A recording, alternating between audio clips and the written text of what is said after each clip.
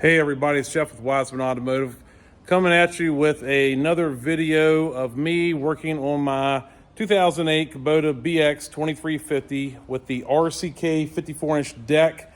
I am replacing the belt because I was up mowing in my woods, I hit a stump or something, and I ended up puking my belt, as you can see right here. Now, I'm going to show you how I did this.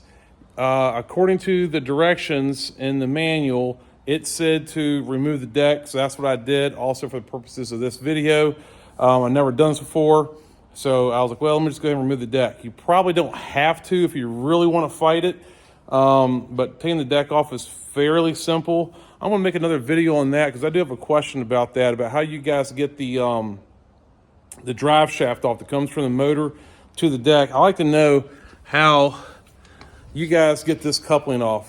I'll show you how I'll do it in another video.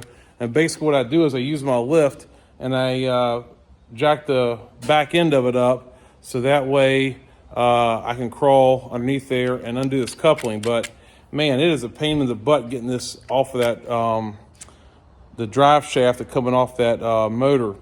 But we'll talk about that in another video.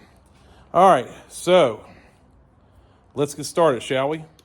Okay, as you can see, I have the mower deck off. I just kind of slid it out, just enough room to work on it. I took my covers off, and I've already got my new belt in place. So, if you need a belt diagram, if you're sitting here on the tractor and this is the right-hand side, okay? This pulley right here, the belt goes down here, it goes around the tensioner. So the back side, if you look at this belt, it's got a groove in there. That groove has got to fit in there. If you look at your tensioner pulley, it doesn't have a groove like that. It's just a flat pulley, more or less. So it goes on the back side and loops around your gearbox here, comes around this pulley, and then it makes a straight shot to the other pulley. Word of caution, make sure you get it, you don't put it on this side of the bracket here. These brackets would hold your covers on, so make sure you get on the inside bracket. Now, speaking of brackets, you do have to remove this bracket right here in order to get that pulley to go on there correctly. I've already done that. I'm more or less messing with it because I've never done this before. I wanted to make sure I knew how to do it before I made a video. So you got two bolts going in there, and you got two nuts that sit down in there with lock washers, as such.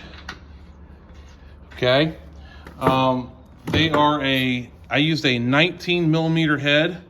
I used a 19 millimeter socket. Put that one on, and then that one goes on. After you put the belt on, make sure you put your lock washers back in place. And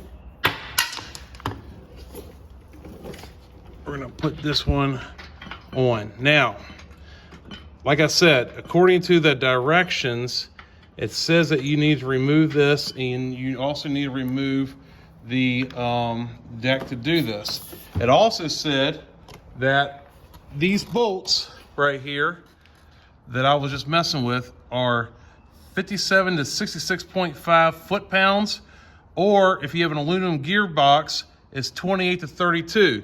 Now, how do you tell if you have an aluminum gearbox? Well, what you do is you get yourself a magnet, like so. If it sticks to it, like that, then it's not aluminum.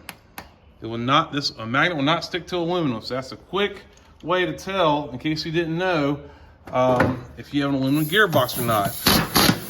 Okay, I'm just gonna snug these up real quick. Then we're gonna come back and we're going to tighten this down here in a minute. All right, so now you see how the pulley goes on there.